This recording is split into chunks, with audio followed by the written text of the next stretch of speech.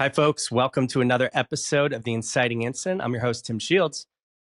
I'm excited to talk to our guest today because we're going to be talking about relationships and trauma and all the big things in life. Relationships make the world go round, or they make it very painful, I guess, depending on perspective and where you are in your journey. So today's guest is Laurel Wiers, licensed marriage and family therapist, trauma resolution specialist, executive coach, and best-selling author of Betrayed, Not Broken. With over 25 years of experience, Laurel developed the MINT method, memory integration and neutralization technique, to help people move past the emotional triggers and unprocessed memories that quietly undermine their performance, relationships, and sense of self. She blends deep clinical insight with real-world urgency to guide leaders and high achievers into greater clarity, resilience, and freedom. Welcome, Laurel. Thank you so much for having me. I'm excited to chat with you today. Yeah, it's good to see you. We had a little offline conversation about 2 weeks ago, which I'm sure we'll get into. But I always start this podcast with the same question to kind of place us in a time and space, get a little bit of a backstory. But who were you? Where were you? And did you have any idea what you wanted to do with your life when you were 17? Who was I? Well, I was a spicy little cheerleader for my high school, and I was in a private school that I did not particularly care for and would have never thought that I would end up being a therapist. My life went a completely different trajectory than I thought. I was really good at math. And so that let me think that I was going to be an engineer. And so I went to college to be an engineer, only to completely have that turned around as I found out about the world of psychology, and everything kind of went on from there. So no, she would have never believed that. She would have never thought she was married. She would have never thought she had 3 kids or that she was a therapist. And what was it was there sort of a trigger or an inciting incident that brought you into psychology? I mean, engineering and psychology is pretty much the opposite pendulum swing. Yeah, absolutely. I just think that math came really easily to me. So I was thinking, do something that you feel like you can be very accomplished in. And I always got a lot of credit in school for being good at math because typically, not to be too gender specific, but it seemed like girls struggled more in math. Yeah. And so that was a rare thing to have a girl that was good in math and good in physics. And so I think that that felt really good to feel like I was special because I did well in that. But no, I went to college and, you have to take the intro to psych courses, and that's really what did it. I actually ended up majoring in communication disorders. So I was going to be a speech pathologist. So that was me going on this slow kind of trend towards helping people. I volunteered a lot in high school. I helped with Special Olympics. So I had this part of me that really did love to help people that were stuck or, struggling in any way, struggling with challenges. But then as I took the psychology courses, I ended up with a double major because I just loved it and I couldn't get enough of it. And as history would have it, I just didn't end up even going to get my master's degree in communication disorders. I got married. And then in that year of marriage, I would run back and forth to the library and get out self-help books. And I read everything I could on relationships. And it was fun to me to read self-help books. I was not into fiction. I was the girl reading that stuff. And so when it came time to apply for graduate school, I had walked down the hall and I was still thinking I was going to get my master's in communication disorders to be a speech pathologist. And I saw this sign on a door and it said, it was the marriage and family therapy, some department. And I thought, now that would be fun. And so I applied and here I am. Was there any aspect of perhaps wanting to improve your relationship, or you were just kind of curious about how the mind worked and interacted with the world? Yeah, it wasn't personal. No, not about my relationship at all. But I did come from a family that had a lot of stuff, right? There's a lot of addiction in my family history, a lot of mental health issues in my family history. So I think I just naturally tended to gravitate towards wanting to understand some of that. And Yeah. so that's what led me into that direction. Well, there we go. There's always an inciting incident Yep. somewhere buried deep down there. Uh, Absolutely. when I was I think I told you this when we chatted, but when I was in high school, I had this crazy dream that, it's one of those dreams where you fall asleep at 11, you wake up at 11:05 and you're like, oh my God, and Yes. it really shook me up. And I wound up going to my a psychology professor, and had this great bond with him, and I thought I was going to become a psychology major as well. But I went into psychology, didn't really like it.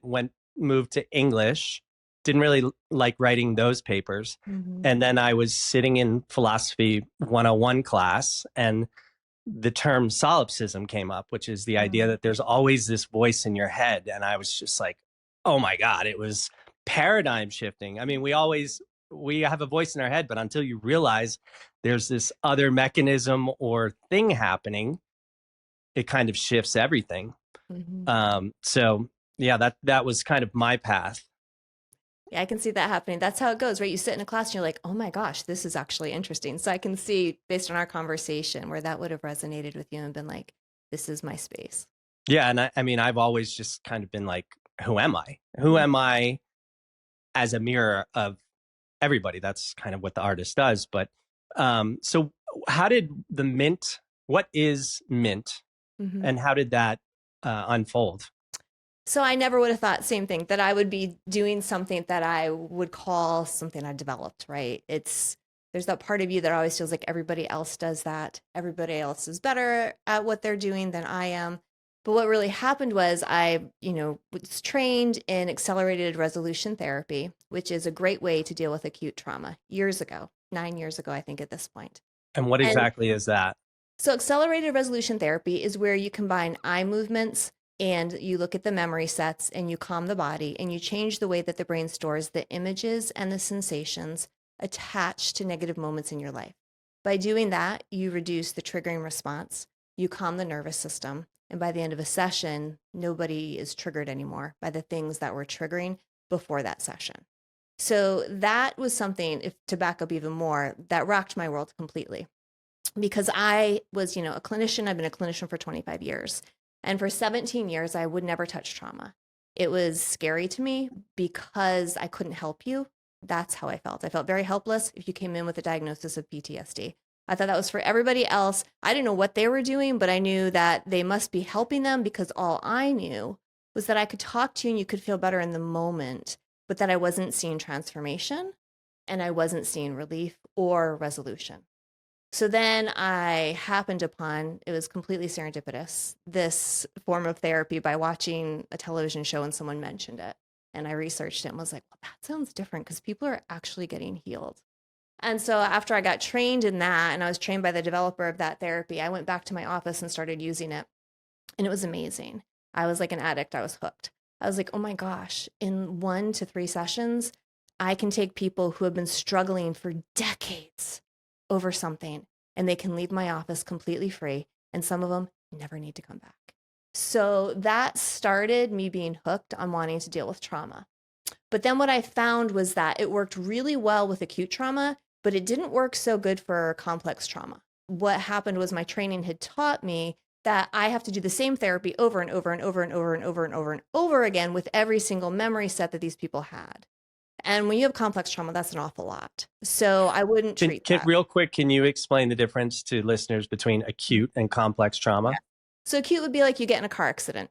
Acute would be that you've been raped. So it's a single episode event that happens. Complex trauma is something that's been ongoing for a long time. So domestic violence, abuse as a child, sexual abuse, living in a home with, addiction, things like that. So those are wired differently in a sense. And so to use the acute trauma model just didn't seem to get the same results as I got, to use that with complex trauma didn't work the same with acute trauma. So then that led me to EMDR, which a lot of people are familiar with that, which stands for eye movement desensitization and reprocessing. And so once I started using that, I realized that I could finally help this population of people that had complex trauma. So I do a lot of intensives with people, which means a lot of people are like, oh my gosh, this sounds terrible, Laurel. Why would anyone ever do it? But they hang out with me for 8 hours, either one day or 2 days in a row. And we just pull trauma all day long. And so when I started using EMDR, I would use it along with the other model, ART. And then I threw in some other pieces of earlier self-work and different things. And before I knew it, I was doing the same thing over and over and over again, but I felt like it was getting a much better result because I could change the imagery, plus work on the complex trauma pieces, plus do the inner child work. And it was just so beautiful and so relieving So when I started to talk to people about it in podcasts about a year and a half ago, they said, Laurel, you need to stop saying that you're doing this therapy that uses ART, EMDR, CMI. They're like, just name it, by golly, would you? And so, and it was great. My marketing team for my website, they really encouraged me also to do that. So then I was like, all right, I guess I can do this, right? There's like no police telling me that I can't. So that's when I came up with the Mint method. And it's what I use every time, all day long when I work with people now. Well, that's pretty profound because traditional therapy, you're just in a hamster wheel and you're reliving the experience and you're not really getting anywhere. I Yeah. did that for a good amount in my 20s and early 30s. Absolutely. And Tim, that is everybody who comes to me. So at this point, my clientele all has the same story. And it's we've gone to therapy, we've gone for years, we've gotten some help, but we've reached kind of the ceiling as to what we're going to experience. And they know that there's more somewhere. They just don't know how to get there. And that's when I say, yeah, you've worked up here in your prefrontal cortex, but now I have to start working with the amygdala because that's the part that is not being released. Your body's still holding it. And as long as that's happening, you're not going to be able to completely integrate these moments, these memories, these experiences that are hardwired in your life that are giving you self limiting beliefs and triggering you. And no amount of talking gets rid of that, right? I mean, we can Yeah. coach ourselves through it and cheerlead ourselves through it and be like, next time somebody does A, B, or C, I'm going to react differently. But if your nervous system, gets hijacked in that moment, you're not doing it. And so then that makes people feel worse about themselves because they feel powerless. And the amygdala is kind of the emotional center, kind of responsible for fight or flight and all that. Exactly. Yes. And that's the part that you're not thinking, you are just acting. So as long as that is still being activated when you're triggered, you don't have time to implement all these beautiful things that you talked about in talk therapy Yeah. because that's not the system. It's like I say your prefrontal cortex, it goes offline. It's just offline. It's not working anymore. So everything you did in there is not showing up in that moment. So we need to clear right back here, the amygdala. We need to neutralize things. We need to calm the nervous system, integrate those core memories that are the ones that are showing up, right? You're acting out of your 5-year-old self, your 7-year-old self, your 10-year-old self, sometimes your 30-year-old self, right? The one that's been wounded. That's who's showing up in that moment. And so we need to go back and neutralize those memories and integrate them. And then you finally get to show up as your true self, your authentic self in that moment. So you're kind of taking people from their sympathetic nervous system, the fight or flight, Mm-hmm. into the parasympathetic nervous system. And that's probably where you do the work, right? Yes, Once you get them in that calm state. yes, yep. And then once they're there, it's like, well, memories, right? When we go to sleep every night, our memories, our brains are working to basically take all the information throughout the day, everything we've taken in, and it's processing it and it's putting it back, filing it away. But when we hit something that's too big, and this is where I'm careful to use the word trauma, I will use the word trauma because there is a lot of trauma I deal with, but I also use the term negative life event. And these are the moments where, like, the girl you liked in 5th grade, she kissed your best friend instead of you, or the moment that you didn't communicate. Hello, right there. Right? Yeah, I mean, maybe these are seventh big grade, moments. Dorothy Schoner. Yeah. Oh, see, but and this is the thing. So this is what I love, Tim. People come in my office all the time and they're like, I feel so silly. I feel so silly that I'm coming to see you about blank. And I'm like, no, stop labeling that. If you are still remembering at 50 these events, this is a big deal. And your nervous system, it's not deciding between what's important and what's not. It doesn't care about the rest of the world. It doesn't care about their experience. It just knows what it felt in that moment, right? And ultimately, I'm not enough, I'm unworthy, I'm unloved, whatever, right? Core belief comes out of that moment, as silly as it seems, it sticks with you. So when we go to sleep at night, right, with normal stuff, it gets metabolized. We say it gets integrated, but when it's big, it doesn't. And it just sits out there and it becomes the filter, right, through which our life comes through. And then everything comes throughout that memory set, which becomes the filter. So now, right, we're sensitive to rejection, we're hypersensitive to not being loved. And so, in a sense, what I do is we manually finish that process that your brain does supernaturally, but cannot do when the event is too big, and process that and put that back in your brain. So that's what my sessions do. Yeah, it's probably a whole series of early events, but why, like one of my really good buddies led, people in the Battle of Fallujah in Afghanistan. Mhm. And he doesn't have, I mean, he's told me some really horrific stories. He doesn't have any PTSD. Hmm. but there were other people in his unit or something that got pretty messed up and destroyed. Why do you think it is that some people can, that imprint happens and the trauma stays, Hmm. whereas another person could go through the same experience and be free of it, Right. or it just be a memory of the past or something? Yeah, so two thoughts on that. One is, right, we're just all different, wired different, individually very, very different. But the other part being that, right, all the studies on the ACEs scores come up. And we talk about that. That means adverse childhood experiences. And the higher your ACEs score, I believe the more likely you are going to be prone to PTSD from an event. So your nervous system, I always say to a lot of my clients, like it's like a bucket and we're filling that bucket. And when you had difficult negative life events, your bucket could be three-quarters full before you go to Afghanistan. And then you have this experience and now you're spilling over, right? Mm-hmm. But if you haven't had those negative experiences, you're starting a lot lower. So you could do Afghanistan and you're not spilling over yet. So you're not going to get PTSD from that. I'm not saying that's the case every time, but I do think that so much of our life experiences shape us and get our nervous system in the state that they're already in, which is going to dictate whether or not we are able to process that event or not. And now sometimes there can be nothing. You can have a perfect life, go to that, and you end up with PTSD because it's just so horrific. So that's where I think the individual differences come into it. But I do think a lot of our past experiences and the way that we cope or don't cope play into when we're going to spill out. So, when did you first kind of realize that trauma wasn't about the event, but the subtle, unprocessed moments that shape who we become? I would say it was probably the first time I did a session where I used this form of therapy that was paying attention to the body and dealing with the sensations rather than talking about the event. Right. I went into the session thinking the same thing, like, I don't know what this is going to do. To go from being a talk therapist to suddenly I'm paying attention to your body and I'm moving your eyes back and forth because I'm wanting bilateral stimulation, which is both calming and also gets both sides of our brain talking to each other, is going out on a limb for a lot of people. And you feel kind of woo woo and it doesn't really fit, quote unquote, the science you think in some ways, but really it's super scientific Yeah. of what you've been trained, really. And so the first time that I did it, and I had a client and she had experienced a really horrific accident with her toddler. And because of that, she had a fear of heights. So she couldn't go on second floors. She couldn't look down over sets of stairs without having, major panic. And so I did one session and she called me that afternoon from the mall and she said, I am sitting at the mall and I am looking down over the railing and absolutely nothing's going on. And it was that moment that I was like, wow, this is so real.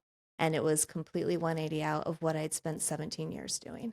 And I knew that this is where I want to go because people need relief and they need it so much quicker than they're getting. Yeah. I mean, you walked when we chatted. Um, I had I had something happen. I know I'm being obtuse. I'll talk about it soon, but it was pretty traumatic. And the next day, I did kind of walking is a big part of my process. So I sort of processed a good amount of it and I sort of understood the spiritual lesson beneath it.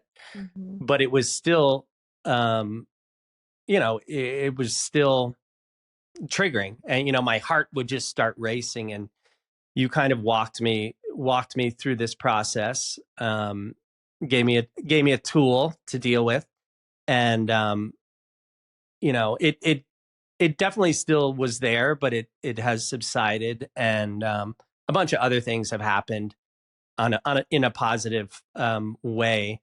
But I realized, and I was actually hanging out with a buddy of mine the other day who's tennis Hall of Famer and everything, and we were like, our nervous systems are wrecked, and it's really, the more I am learning and then talking with somebody else about a project, I realize I never have breathed correctly. Same with my buddy who's a tennis player. And I think it really, what I'm hypothesizing is the freedom of human potential is a calm nervous system and learning to breathe correctly.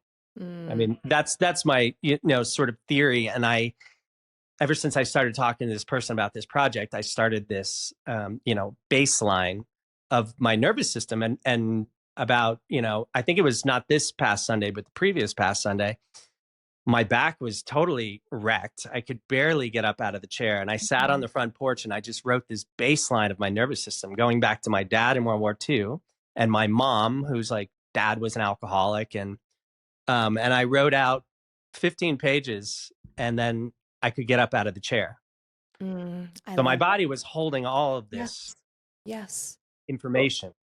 Absolutely. So a couple of things on that are so interesting. One is I see that a lot. I one really example that stands out a ton is I had a woman and she always had a lot of tension in her shoulders and she came in to process something that had happened in her life. And as we were processing it, one of the things that had happened was a man had pushed her down by her shoulders. She had never made the connection before. After our session, she said the pain was completely gone and it has never come back. Same thing. I had a man. He was, chair was cracked over his back by his parent, and he always had lower back pain. And after a session, completely gone. Never came back. So that is so real. It's so true that the body hangs on to it. And then going back to what you said about the nervous system is where it's at. It is because even when we had been talking about the event that happened in your life, and you said like you can still feel some of it, to me, it goes into that sense of we have inception moments in our life. I would dare to say the ones that you're starting to realize, going back to childhood, going back to your younger years. Those are moments of inception that your nervous system got dysregulated.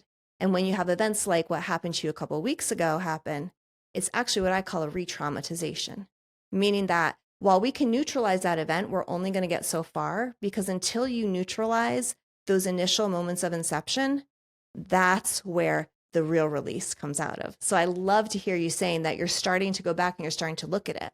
Because when I work with people, I always start at the beginning. They come into me because they're reacting a certain way in the present, or they're recalling a moment that happened a couple weeks ago. But I'm like, it's probably goes a lot further back than that. And when we find that moment and we start there, that's where the real freedom comes. So much so that sometimes we don't even have to process the event they came into me for, because in processing the old event, everything that was living within the current event just falls. Yeah. I mean, I sort of wrote about that in my new book. It's awareness begins the disentangling process. Absolutely. And um, yeah, it's wild. I'm just like, when I went through all this stuff, I'm like, how am I even functioning? You know, like, but I guess adaptability is a good one of my strengths. But in when I was writing this thing, I was kind of hypothesizing. You know, first of all, we are the nervous system of the universe to a certain degree, and then our nervous system is what plugs us into this three-dimensional reality. And I think if our nervous system is sending out a signal, and if you kind of believe in this quantum model of reality, perhaps that signal I was sending out brought that event into my life Mm. because I was in such contraction at this time and fear. And what I brought into my life hit that sweet spot so hard. And then it really forced me to just surrender and Mm. like, okay, I got the message. Right. And then everything sort of unfolded really quickly to this really interesting project I'm most likely going to be on, where I'm going to learn everything about the nervous system and the breath.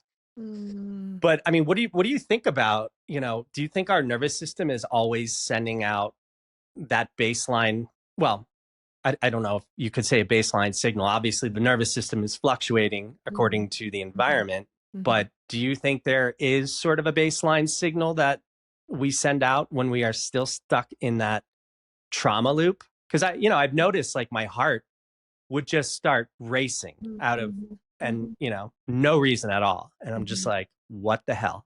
Yes.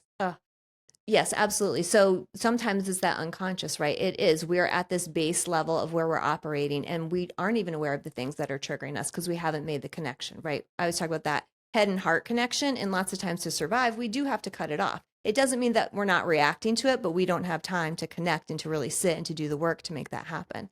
But I do think that our nervous system is putting out signals and that there's, response to that. I mean, perfect example is babies, right? I mean, you just put a baby in the arms of someone who's super, super anxious versus the arms of someone who's calm. right? Or Yeah. animals, right? They can sense when people are nervous, when there's fear, or when they're calm. So I think, without a doubt, that we're sending off signals all the time based on the level that our nervous system is at. Yeah. I want to switch gears a little bit to marriage therapy. Hmm. What I have many questions around this. I guess one would be, what is uh, the most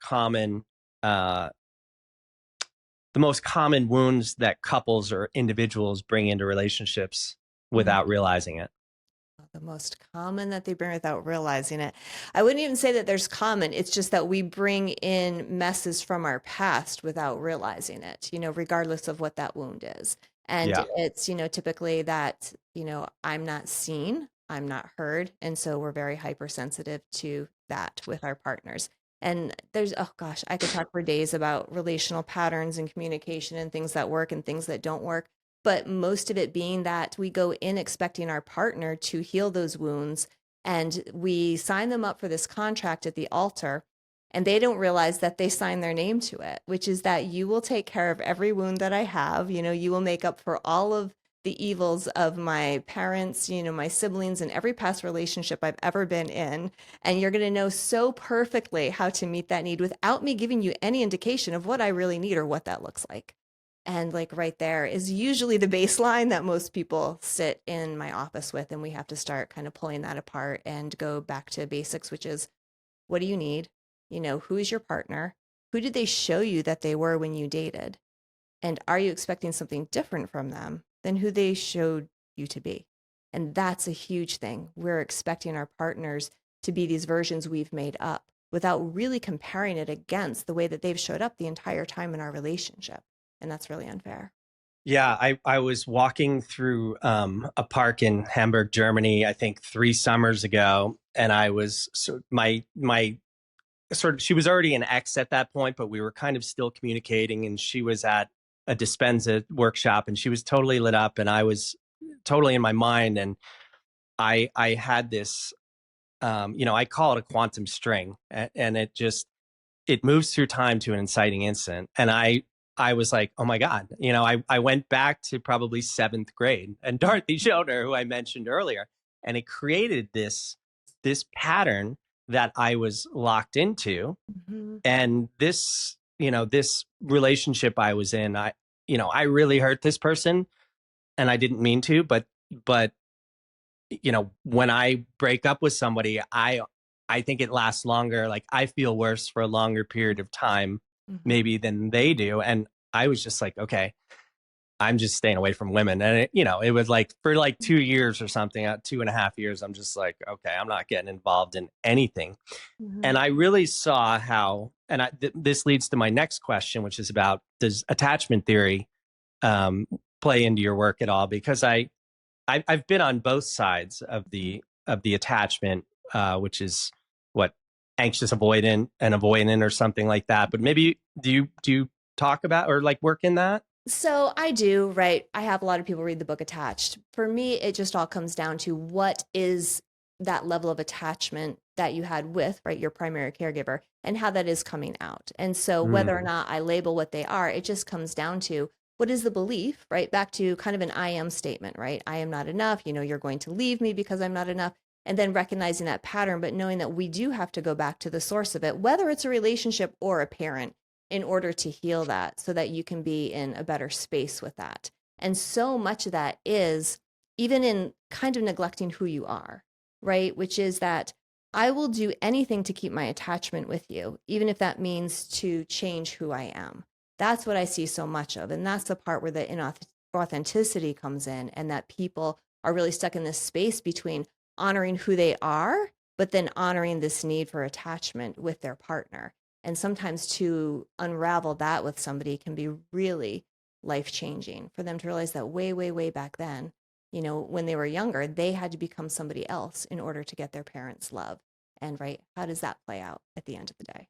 yeah, this relationship that I am speaking of was kind of a perfect storm Mm-hmm. of push and pull. And I always used to feel like I would lose myself in a relationship. Mm-hmm. It's either, it's almost Well, I think when you sort of grow up and evolve and you realize that other person is not the one who's going to heal me, I have to heal myself. Mm-hmm. But, prior to that, when we're young and we don't have life experience, I think that's what we think relationships are. Mm-hmm. Absolutely, right? That they're going to be the answer. And then so much of that comes down to even one of the very first things I do with people, which is what did you not have at that point in your life where you feel that biggest wounding, right? When we go back to that part of you. So, like, so many times I'll work with people and say, well, what are you feeling when you're in that relationship? And you can feel it in your body. And then when you have them travel back and say, well, where does that take you? Yeah. And they can see that person or that moment, right? Or that time in their life that they felt that way. And then when you ask the question, which is, what did you need back then? And they'll say, I needed a hug, or I just needed to be seen, or I needed someone to hold me. And when you make that shift and you say, can you give that to that younger version of you? To me, that is one of the most pivotal, profound, and healing moments of any work I can do with somebody. I call that's the rescue, right? Rescuing yourself, because the minute that you stop looking externally to get that need met, that's where your stability and your healing is going to start. Then everything else after that, that's just a great bonus, right? It's an extra. And then we can show up in such a better way for another person and in a relationship. But until we have that moment, we are constantly looking externally to get that need met. And it's just always, people are humans. They're going to fail us. If you are so wounded, Mm-hmm. how do you take people back to love that inner Mm-hmm. child or that young child Mm-hmm. Mm-hmm. when they're so far removed from that child? You know what? It's crazy, Tim, but it's really not that hard. I Yeah. mean, when you get people in the room and they're in that space that they can feel that feeling and really connect, and they can go right back to it. Where does this bring you back to? What age were you? Look at that version of yourself. See yourself. How do you hold yourself? How are you feeling? What's happening around you? When they can connect to that, except in a lot of very extreme situations, I will put that out there. Many people have compassion for themselves. And what's so unbelievable, Tim, is that even my numb people, when they talk about a situation or they talk about a relationship, they can be very disconnected from it. But the minute they see that earlier version of themselves, that's when the tears come. That's when the shaking comes. That's when it's this like really primal response of, oh my gosh, there's that version of me just sitting there vulnerable, alone, waiting to get what he or she needs. And then when you say, can you give that to them? And they just reach out and they take them and they hold them, it is way easier than most people think to lead people through that process, and so, so, so powerful. Now, with the other thing I said, because I don't want to leave that hanging there and not address it, except for some people with extreme traumatization, they have such a hard time looking at that earlier version of themselves because it's so painful to even go back and acknowledge it, that sometimes they're like, I don't want to talk to that version. I can't go with that version, or I don't trust myself enough to be that for that earlier version of me. And then that takes a lot more work where we have to kind of build up some resilience and build up some safety. To me, that indicates like, okay, there's a lot more happening here and they can't just go in. But if you can take someone that as a baseline feels compassion towards their earlier self, it's not too difficult of a process. And the safety is getting them in their parasympathetic nervous Mm-hmm. system. Mm-hmm. Yep. Yeah. And even giving them permission, like it's okay. It's okay that you can't, that you don't feel like you can rescue that earlier you now. So let's start building up, who do you feel safe with? And if you don't even have that for some people, we have to start from the beginning of creating what does safety look like and just kind of dipping our toe in that. And then, but what's so beautiful and cool, and this is the part where I just think I have the best job in the world, is we can spend a couple weeks doing that and you feel like you're not going anywhere. Because then in the session, I'll inevitably say, like, after we've spent some time trying to build up this sense of safety, okay, go take a look back at your earlier self. And and 3 weeks later, they can be like, ugh, I still can't get him or her. And then you'll have this one session. And I'll say, okay, let's go back. Let's see your earlier self. Like, what do you feel towards them? And they'll be like, I am running towards them, gathering them up and taking them out of that situation. And they are coming with me. And it's not even a conscious process. It's literally just they have healed. Their nervous system has caught up. It feels safe enough in such a way. And it's so beautiful. And that happens. And so much changes. At that point, I have a woman in that space right now. And she's been texting me the last couple of days. And she just says, every day I wake up, I'm smiling. I'm happy. I feel light. I have my little girl with me. She's sitting here. She's dancing around. She's finally free. Wow. Yeah, I have this, there's this photograph of me, probably 5 years old. on Mhm. a family vacation in Long Island. And that's what I go to when I don't always think to do it. I should probably do it more, but if I'm doing some inner child stuff and I want to Mhm. soothe, maybe something happened at that time. I don't know why I chose that picture. Maybe it's just Mhm. the epitome of like innocence, but Mm. that is sort of the version of the child I go back to. Yes. Oh, that's so interesting. Someday maybe we'll dive into that because that's I'm Yeah. just so curious. Like, what's drawing you back to that, right? How does that version of you feel, right? Or is that the last time the version of you felt safe, felt happy, or is that version of you needing to feel safe, happy, right? That's so interesting. But I yeah, yeah. so often a lot of my clients that becomes a really great tool, which is clients who tend to self-abandon once they've been able to connect with that version of themselves who was wounded. And in a sense, I say it's this process of gathering up all these hurt, wounded versions of ourselves. We're collecting them in the work that I do with people. And so we'll joke and say, like, how many are sitting on the couch with us today, right? How many versions have we rescued? But what's really powerful is when they go out into their normal life after, if they have a decision to make, I will say to them, look at that child, look at that earlier version of you. What did they want you to do in that situation? And it's so amazing when they do that, choices are very, very different. They're like, oh, heck no, I'm not saying yes to that date, or I'm not going to go do that thing for that person. That little child of mine needs me to protect them and take care of them. And that's when you know you've done beautiful work, when you start to feel that sense of protection and safety for that other child in your life. Yeah. If my research is correct, betrayal's a major theme of your work, right? Was when I, yes, Oh, it before, was. Okay. yes. So before I started doing trauma 10 years ago, I had written a book called Betrayed Not Broken.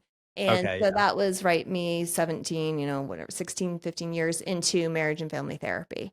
Okay. And I was seeing a lot of couples that were dealing with infidelity and they were not getting help in any way that seemed productive for the most Yeah. part. And it drove me crazy. And once I started working with people, right, then your phone's ringing off the hook because people are, getting help that's doing something different than just seeing a regular marriage therapist who's trying to talk to them about communicating when you have way bigger issues to deal with when you've had infidelity. And so I wrote a book out of frustration. I just sat there and was like, I got to get this out there so that people that can't be in therapy can have a tool so that they can work through it. So yeah, betrayal was huge, and that was before I even learned the trauma work. And so what was Okay. cool was once I started doing the trauma work, I was able to work that into the betrayal piece, which was huge because if you take a couple, who's been through infidelity, there are so many triggers, whether it's going down the road, listening to a song, the bedroom, right? The couch, like whatever, whatever. When you can start to take those images and neutralize them, it does so much to change even the healing, trajectory for that couple because when you can remove the triggering, you're keeping that nervous system in a better state and then you can process through the affair a lot better. Yeah. I mean, my question was going to be what makes betrayal so uniquely destabilizing? Ugh, right. Well, it's right. If you go back to It attachment, right, the yeah. person who was supposed to protect you has completely violated that trust. Yeah. As I asked that, I was like, okay, it always goes back. Everything goes back to childhood, really. Safety. Yeah. Like you're Safety. my person. Yeah. And I'm not safe with you anymore. You're not Yeah. protecting me anymore. And that completely rocks your world. Even worse if you experienced it as a child, right? So now you've got double whammy. Yeah. I realized probably a couple of years ago, I never really felt safe in relationships. Mm, And then and then of course I pulled in these relationships where I did, it only reinforced that. yeah. And then I would try to be the rescuer. Oh, absolutely. Yeah. We pull in what's familiar, right? And Hmm. unfortunately, right? Familiar doesn't mean healthy, it just means familiar. So you are gravitating towards what's familiar, right? Unfinished business. In some ways, you're going to fix that so that it doesn't feel that way anymore. And then also, I always tell my clients we pick people in some ways of the same level of emotional health as we're at, right? I mean, so if you're struggling with something, it would not be unlikely at all that you're going to pick somebody that's in a similar space of struggle. Yeah. On my first book website, curiousear.com, I wrote, and I actually kind of changed it for this new book. I Mhm. changed it significantly, but the most recent essay or blog on that website is called The Transformation Chamber. And, you know, I moved to Mexico and I got my heart crushed twice by two different people, which is fine. I've crushed a lot of other hearts, so Mhm. there's maybe some karmic things there. But I asked the question because I met I was in this bar in San Miguel de Allende, and I was just so drawn to this woman across the Mhm. bar, and I wound up, I think I had like the right buzz on the buzz bell curve, and I went up there and was just like, "So, what's your story?" And I asked the question like in this essay, like, how can you see somebody across a bar and be totally attracted to them, only to find out later that they have these deep wounds and Mhm. they mirror your wounds? And the Mhm. question is that we're energy beings first and foremost. Totally, totally. Well, it comes back to what I say often in my sessions, which is we can love the wrong person all the time, Yeah. right? It has nothing to do with love, even them loving us or us loving them. But just because we feel that and we're attracted to it does not mean that they can love us well. Yeah. And then really the origin is loving yourself.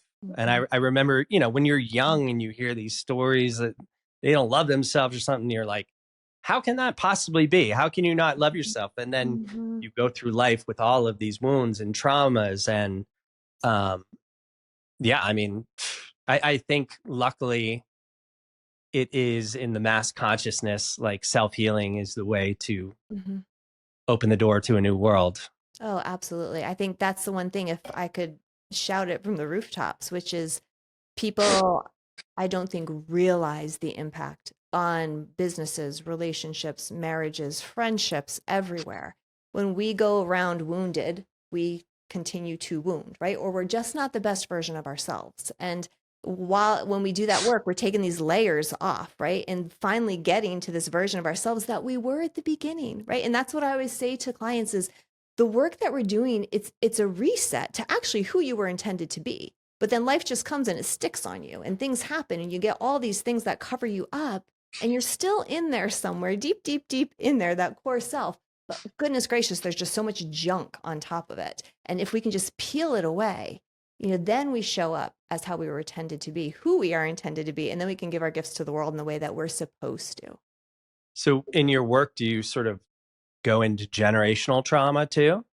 Yes, there's a lot of that people will bring in. And some of it, right, even to me as a clinician, the frustrating piece is sometimes you can undo every bit of trauma and then there's still just this undercurrent of anxiety, right? And I will say that's the DNA piece, right? Until Yeah. I learn differently, that is the DNA piece that, yeah, maybe you will need to be on medication, right? Or maybe you'll just be at a 2 or 3, going through life, which is, hey, a heck of a lot better than a 9 or a 10 on the 0 to 10, like if you're super anxious scale.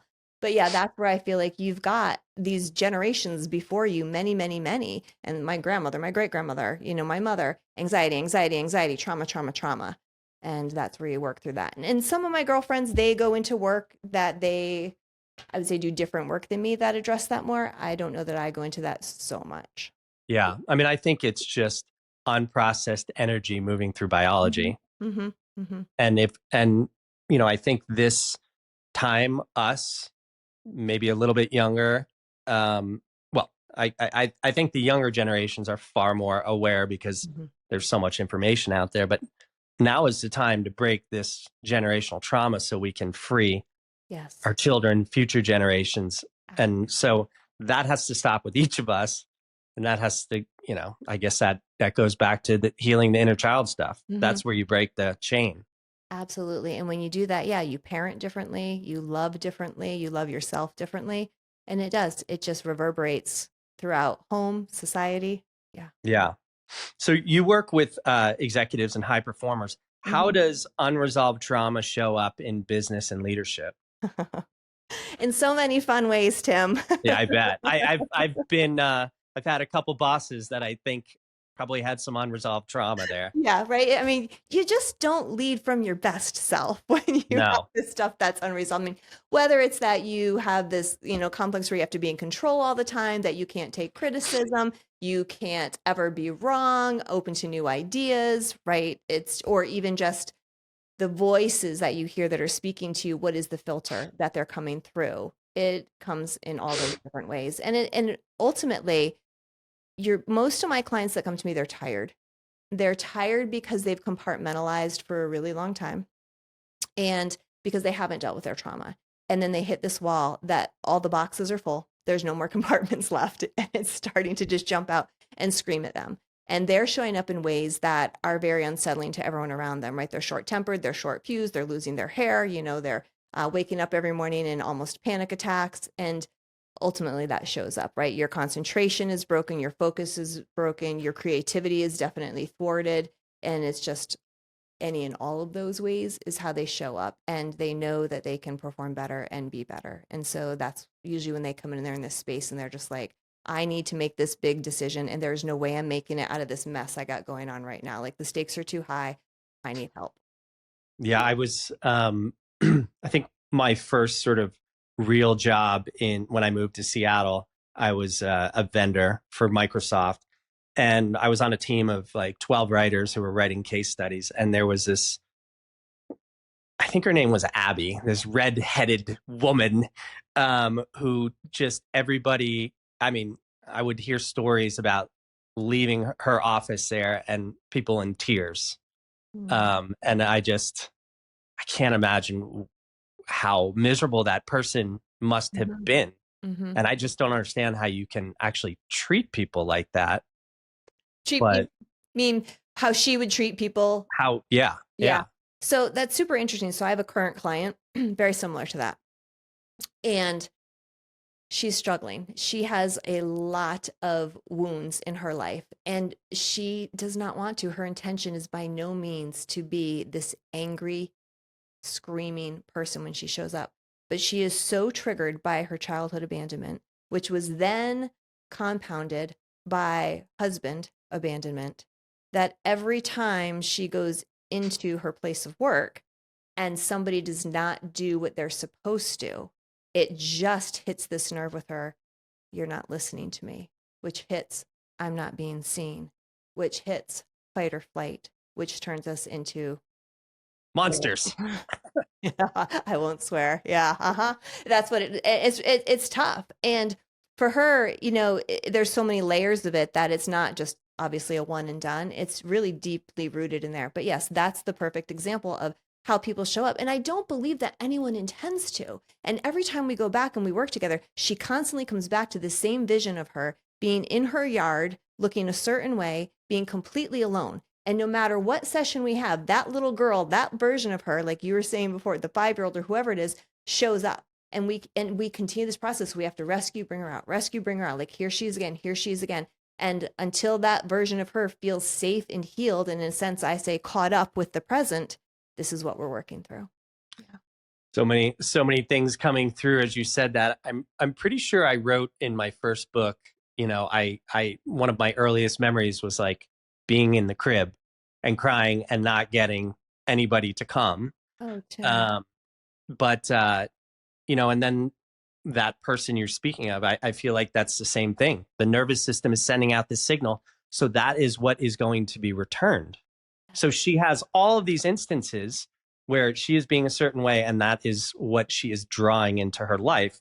And then that actually was a segue into something I wanted to ask you, which is like, what's actually happening in the brain and body during a trigger? Well, in the brain, right, it's kind of reaching out to other moments where this feels familiar. So it's drawing what I would say these unprocessed memories. Pattern recognition, yeah. Yep. And it's saying like, oh no, here we are again. We don't want to feel this way. Right. So then the body immediately responds, right? We have our nervous system going in and saying, okay, protection, protection, protection. And yeah, we go into the fight or flight mode. So that's what's happening. It's just pulling in. It's like a library of experience, right? And it goes in, it says, oh, we're going to pull this book. Yep. This feels just like this book. So this is what we do when this happens. And you're right. We have these pathways that have been developed, and it is just absolutely automatic. Our body knows what to do in that situation because it's the most well-worn path that's happening. Until we heal that and create a new path. And sometimes you don't have to work hard to create the new path. You just have to heal it so that synaptic pathway is weakened. Then I always say to my clients, we're looking for that space for choice, because when we're unhealed, there's no space to even sit and take a breath and think about behaving differently. when we're acting out of our wounded self, it's such a well-worn pathway that we just go right into that fight or flight space. And what they start to notice is once we heal that, right, you have just that moment of almost like a breath to be like, and you can choose and you can go differently because you're not triggered anymore, which is the unconscious process. So after somebody neutralizes a memory or pattern, Mm-hmm. how do you teach them to reinvent themselves, or how do they go about reinventing themselves? Ah, that's such a great question because it's actually not even a intentional path that we take of reinventing. So what I always say to my clients is it's so interesting once you've neutralized these old behaviors or these pathways or these memories that have led to these behaviors that you don't like. What happens is you go out and you do life and you just show up differently. And I'm like, it's so interesting because it's not like they come back and they have this aha moment of I did this different. It's that you say, did you do what you used to do? And they're like, oh my gosh, I didn't. And so you get to just show up in this space of kind of calm. And like I said before, where there's choice. So, like, for example, client recently, uh, lots of trauma in her background. If you were to walk up behind her and tap her on the shoulder, you're going to probably get punched. And so she came up to me after we had done a session around one of the traumas, and she said, it was so wild. I was at church this week and someone tapped me on the shoulder. And she said, it took me a moment after. And I was like, oh my gosh, I didn't react. And like the beauty in that to say, I'm just mean. And so either it's that then we just are, I say, reset to the version of ourselves who we should be, or there are a lot of people that there's so much of their behavior that was based in protective behaviors that they actually feel uncomfortable in the void of, like you said, so now who am I? And that is a question we get a lot. Once there is some of this reset, it can feel like a void of, well, then what do I look like when I'm not reacting to my past all the time? And that's kind of the second phase that it's like, well, cool, now we get to decide. And then you just get to try different things out and you have, finally some bandwidth and some clarity to actually do that. That would probably be a pretty quick and easy way to get excommunicated from the church if during the kiss of peace you turned around and punched somebody in the nose. Probably. Yeah. Yeah. So what was I going to ask? So why was that the question? I guess, yeah, well, I guess I was going to say, why do people feel like they're back in the past, Mm-hmm. even when the present is safe? And how do they pull, like I've recently just been tried to be like, okay, I'm in the present moment. Everything is safe. Everything's fine. My heart's racing, but Mm-hmm. so Yeah. how do people, you know, what's a tool to kind of deal with that? If that's the right question, The go tool. with whatever you want. Yeah. Yeah. The tool is you got to do the work, right? Yeah. You can do grounding, you can do whatever, right? Like plenty of people talk about that. You can do that. But like you're saying, the problem is you have to choose in that moment to do something. And that's what you're talking about is the difference between kind of how we started this talk therapy and actually nervous system treatment. Is that in talk therapy, you're going to say, okay, I'm in the present, I'm safe, but I'm still feeling this. And so you're coaching yourself and saying, but I'm in the present. What do I see? What do I feel? What's happening? Yes, you can do that so you can function, get through that meeting, give that speech, do what you need to do. But it's exhausting. It is tiring to spend your whole life having to remind yourself, I'm in the present and I'm safe.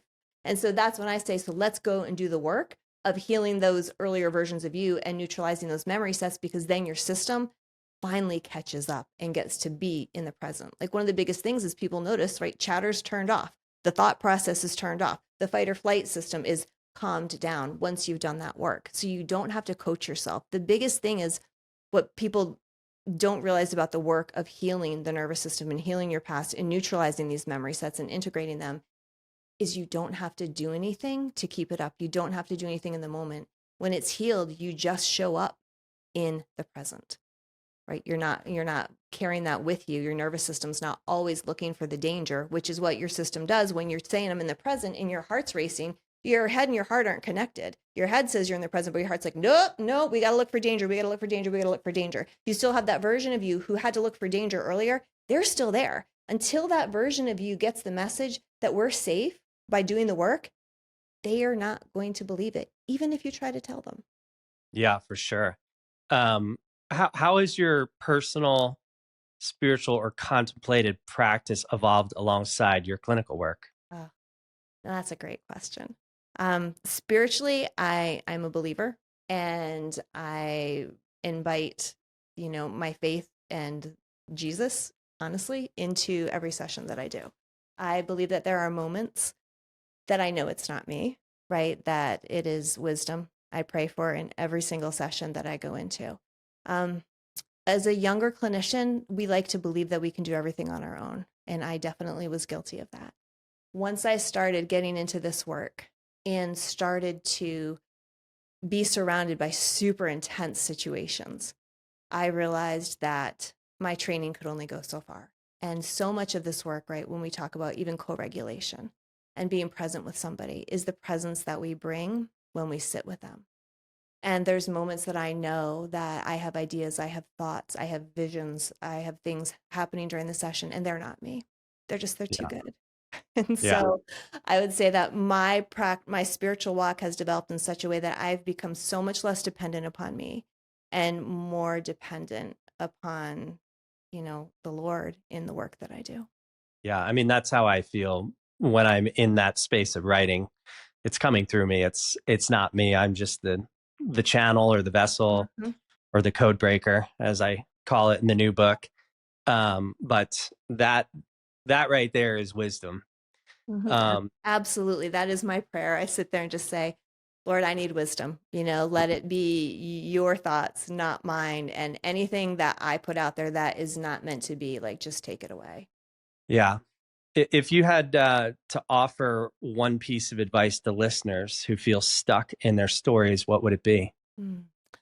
I would say when you feel stuck, notice where it brings you back to. Sit in that feeling, close your eyes, and see what version of yourself feels the same way. And then go over to that version of yourself and just sit with them. Yeah. Let them tell you what they're thinking and feeling, and then feel it with them so that they're not alone. And then when they've been seen and heard, just put your hand out and see if they want to come with you and get out of that stuck place. And sometimes there's so much power in that. Yeah. I was I think about this is an exercise in the new book, but about 2 years ago, I used to just go for walks in this desert canyon. And this one day I was feeling really anxious and I was like, nothing bad is happening. Like, why am I feeling this way? And I went home and I drew a triangle on my whiteboard and I put the emotion up there. And I just said, I wrote, what's beneath that? What's beneath that? And I kept going beneath, beneath, beneath. And I was like, holy shit, this isn't even my dad. This isn't even me. It's my dad's probably trauma from Mm. World War II. Mm, absolutely. So you got it. Yeah. Yeah. It was like he was the only person to survive this attack on his squad, which I only found out at his funeral. And, and so he had survivor's guilt. And Mm-hmm. what's beneath that? Shame. Mm-hmm. Mm-hmm. So it's just, this Yeah. is a great exercise for anybody when they're going through something. Just write the sponsoring emotion, what you're feeling in the moment. What's beneath that? What's beneath that? Mm-hmm. Okay, well, I Mm-hmm. feel insecure right now. I feel blah, blah, blah. And then it was shame. It Yeah. was like my dad's shame. Yeah. And that is so powerful because I work with a lot of clients. We even talk about that in relationships, right? How you are carrying your partner's shame, right? Especially Mm-hmm. when you have infidelity and affairs, right? One partner is maybe over it, the other's not. And how we talk about that languaging, which is, are you carrying their shame or are you making your partner carry your shame? And so many people aren't even aware of that. And when we can't extend forgiveness to ourselves for what we've been through, we don't realize how that gets pushed onto other people who are in our orbit. Yeah. Beautiful. What would you, any last advice to leave with the listeners or thoughts? Uh, I mean, my only thing is I just want people to always pay attention to the moments in their lives that they are not being the best version of themselves and not to blame yourself and think that somehow it's a shortcoming in you. That typically you'll find that it was your beautiful self just trying to protect yourself somewhere along the way. And so just don't be afraid to follow that thread and do the work because we are so much more than our past and our wounds. And when we can show up as our genuine selves, we're world changers. I love it. I love it. So do you do a lot of Is it mostly in office or do you do remote work as well? I'm about 70-30, 60-40 at this Okay. point. So I work with people all over the world doing trauma coaching. So virtual sessions, the only thing I don't do virtually are intensives. If you end up with you need an intensive, that's something that I have people travel to me because it's just work that needs to be done in person. And then we can do coaching after. So yeah, I have people from my community, people that travel in, and then I work virtually after the intensive if I need to. Perfect. And where do people find you? So my website is a great place to start, which is just my name, Laurel Wiers, and it's Wiers. Most people spell it wrong. And on there they can contact me, and then I just do a quick consult with you and see what's going on with you and see if it's the type of work that I do. And if so, then we spend some time hanging out, finding out what needs to be cleared, and I then direct you to the best process for us to get you freed, I love it. Who doesn't want freedom? right? Yeah. Freedom and relief. Exactly. Hmm. Well, thank you so much for your time and sharing the wisdom. Oh, And I'm glad we got to connect before, and looking forward to continuing the friendship. me too. Thank you for having me today, Tim. I really appreciate you sharing your audience with what I have to say. It means a lot. Thank you. Yeah, for sure. Folks, like, share, do all that stuff. It only takes a second. It really helps. I always say it's hard to fight against an algorithm. But anyway, this is another episode of the Inciting Incident. I wish you all peace and a calm nervous system. Until next time.